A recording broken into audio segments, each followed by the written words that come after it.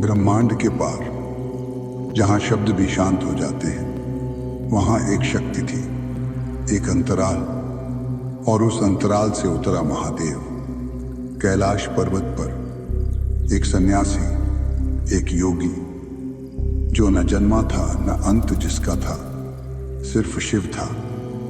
चलिए आज सुनते हैं उनकी अनंत प्रेम कथा। जब ब्रह्मा की इच्छा से जन्मी शक्ति सती बनकर आई इस पृथ्वी पर, बचपन से ही उनका हृदय एक रहस्य जानता था। एक नाम, एक रूप, शिव।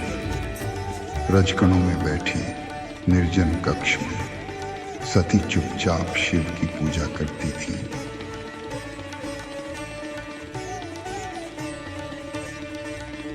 मानो पूर्व जन्म की स्मृति उनके रक्त में बह रही हो।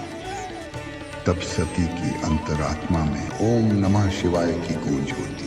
एक पवित्र वन, जहां समय भी मौन था, जहां वाणी रुक जाए, वहीं से आरंभ होता है शिव और सती का प्रेम। वो नजरें जिनमें वैराग्य था, और वो दिल जिसमें छुपा था अनंत प्रेम। हर मुलाकात में कुछ अलौकिक जुड़ाव था। सती का हृदय शिव की शांति में खोने लगा, और शिव, जो विरक्त थे, प्रेम में बंधने लगे। लेकिन ये प्रेम आसान नहीं था। भाग्य ने एक तूफान लिखा था।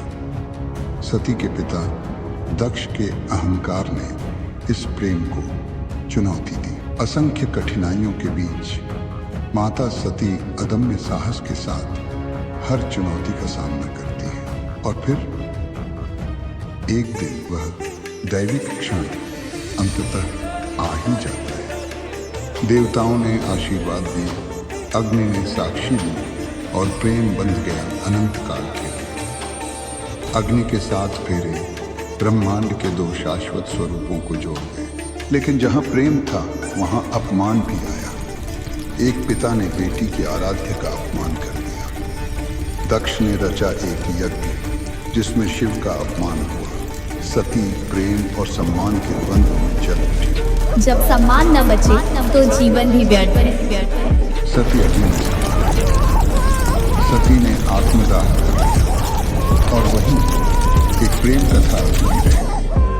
शिव का क्रोध ब्रह्मांड को कंपा गया। जब प्रेम को छीन लिया जाए, तब शिव भी तांडव करते हैं। शिव का तांडव। जब प्रेम बन जाए, क्रोध, सृष्टि कांप उठती है। शिव के क्रोध से जन्मा एक योद्धा वीरभद्र, जिसने विध्वंस किया उस यज्ञ का और अहंकार का अंत किया।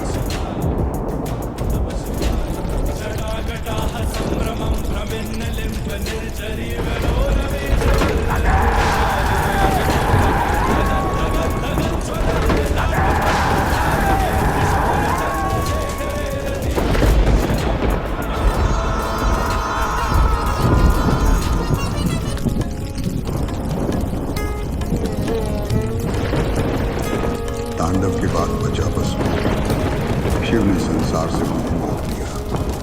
उसने देह त्याग दी, पर प्रेम नहीं। उसने शरीर जलाया, पर समर्पण अमर रहा।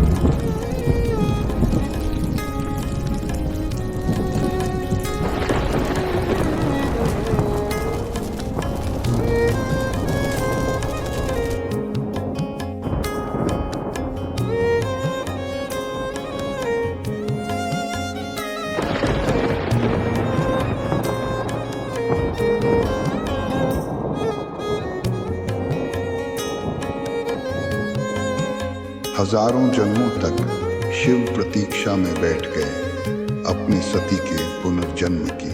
एक जन्म नहीं, एक युग नहीं, सहस्त्रों जन्मों तक मैं बस उसे देखता रहा।